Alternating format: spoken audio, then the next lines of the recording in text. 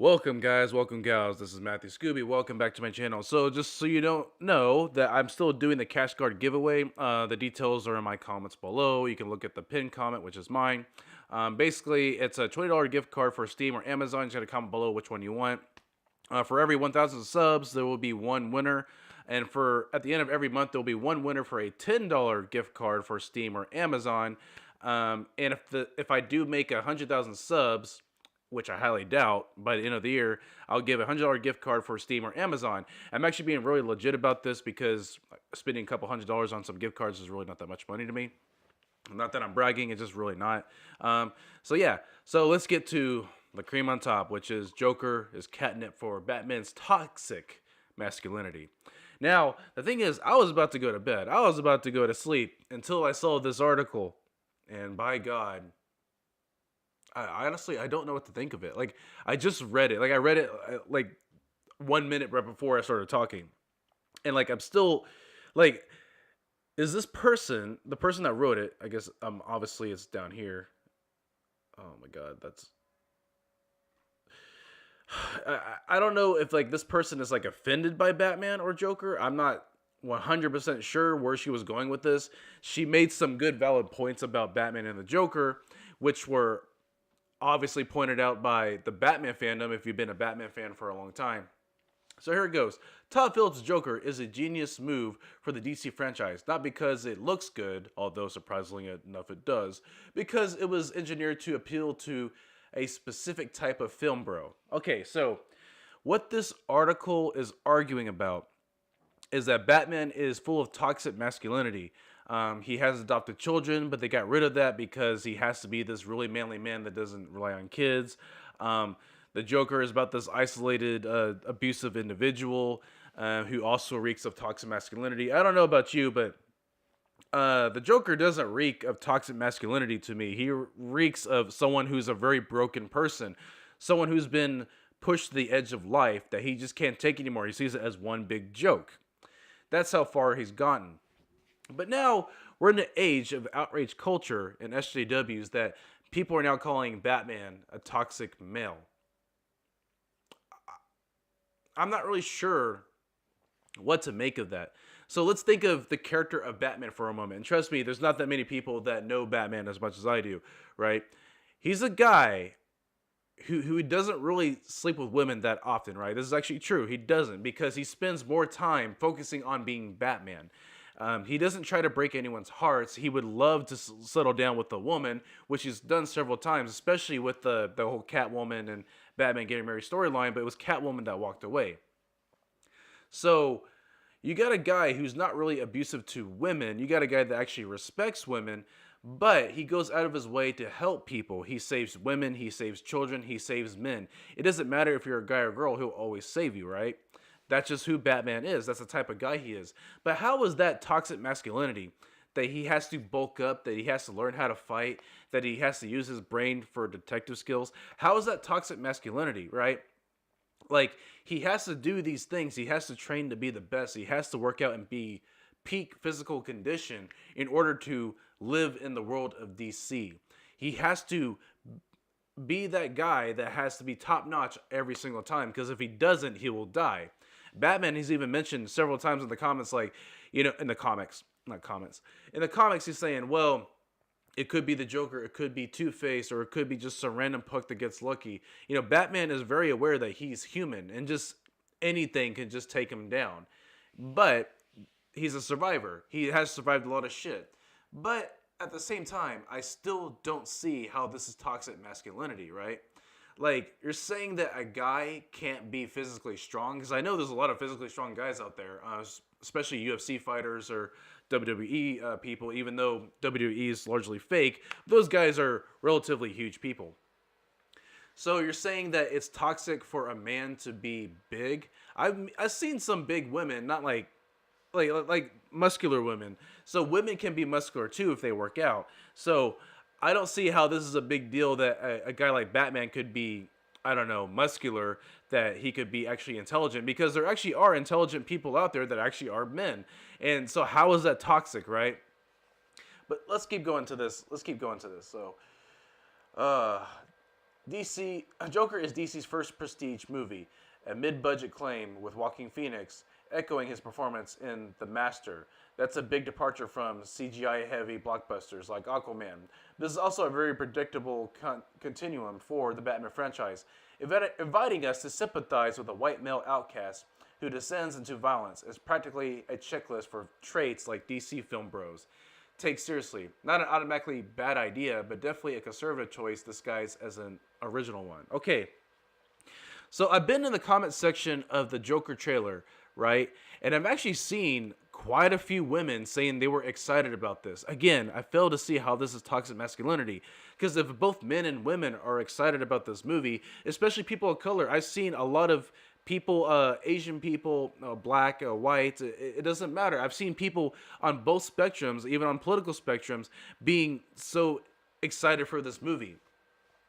And like I said, I've seen some women that are actually excited about this movie. But this person is making an argument that only men are excited about this. But I've also seen women that do love Batman as a character. I've met a lot of women in my life that love Batman as a character. I've met a lot of women in my life that read Batman comics, that have actually sat down and read a Batman comic.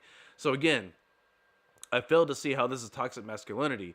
Is it because that Batman is bulky? Is it because he's a loner? Well, he has to be a loner in a way, because if there's ever a case where he gets caught or gets arrested for whatever reason, everyone that was involved will get arrested. Yes, and also they mentioned it before that Bruce Wayne's adopted children have been erased from the franchise. Fatherhood would only distract from Batman's inner torment. No. I'll tell you the main reason why the adopted children have been erased from most of Batman's continuum, right? It's because Batman works better as a standalone character, right? When he's with Robin, for some reason, it brings down his character. I'm not saying anything bad about Robin. Actually, I do like Robin as a character. But most of us fans can agree that Batman genuinely works better when he's by himself. There's a lot of great Batman stories where he is by himself. I mean, there's a lot of great Batman stories that also do involve Robin. But if you're a Batman fan, you know that the stories are actually better when it's really just Batman working alone. It has really nothing to do with toxic masculinity. It's just that's just how the stories are told in the comics. That's how it's been. That's why Batman was a loner in the Tim Burton movies. And you gotta admit, like, they introduced Robin in Batman Forever and Batman and Robin. Were those actually good movies? I mean, just saying. Like, if you actually look at a lot of Batman comics, you would see that it was always the Batman standalone comics that actually stood out more. So let's go ahead and read more. To this mindset, it makes perfect sense for the Joker to get the prestige drama treatment. The Joker is dark, the Joker is scary, the Joker is twisted and isolated. It doesn't matter that the Joker works better as a chaotic monster with indecipherable motives. Heath Ledger's role in The Dark Knight. Well, this movie is actually divided the fan base in a little bit. Like, okay, here's how I see it, right? As a comic book fan, I don't want this movie because I don't want Joker's backstory shown. As a movie fan, I'm excited for this movie. Like I said, I'm divided. I've been divided from this whole thing. As soon as I heard Joaquin Phoenix was casted for this, as soon as I heard they were making a Joker movie, I was like, no, why? Why can't you just make a good Batman movie? But after seeing the trailer, I'm convinced, like, it's going to be a good standalone film. That's what it is. It's a Martin Scorsese type movie, right?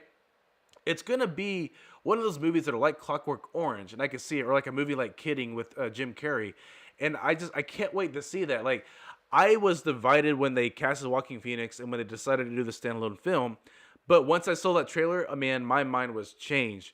I don't care as a comic book fan. As a comic book fan, I'm a little bothered that they're making this movie. As a movie fan, I cannot fucking wait to see this movie. I just can't. Gavia Baker Whitelaw. She sounds like an amazing, fun person, don't you think? But she obviously just wrote this article for clicks.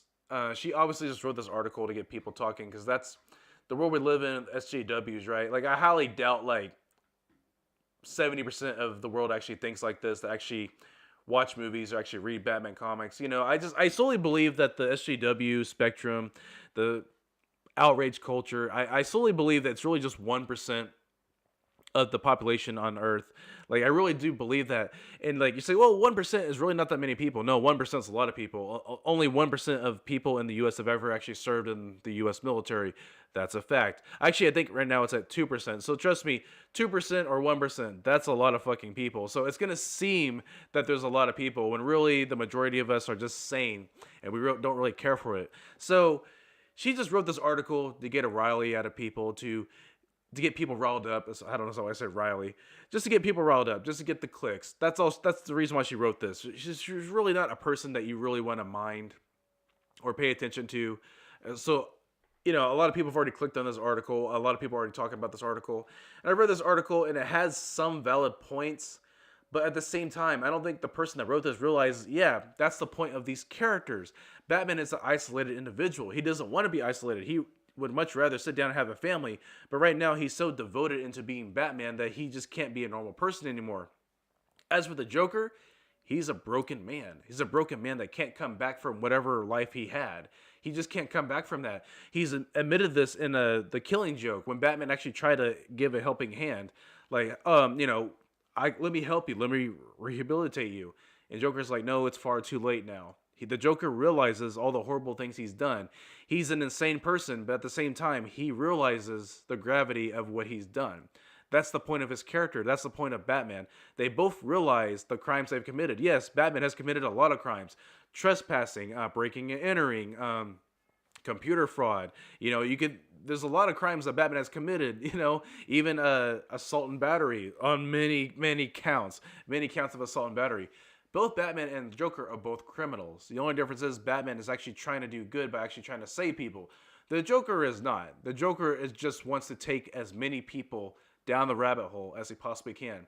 Do you agree with me? Probably not. But am I right? Well, as a Batman fan of reading comics for a long time, I know I'm right somewhat. But everyone has their own opinion about the comics because every comic has their own storyline to follow.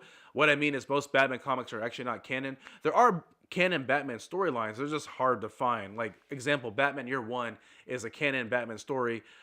The Dark Knight Returns is not. Although I would love The Dark Knight Returns to be a canon Batman story because I just love that story that much. Yes, I do like Frank Miller as a writer. I just actually liked The Dark Knight Returns. So anyways, guys, that's all I'm going to say about this article. It's just a bullshit article. Don't pay no mind to it. Let me know what you think in the comments below. I got to go for now. I'll see you guys later. Don't forget to comment below about the Steam gift cards, Amazon gift cards. I'll see you guys later. Peace out.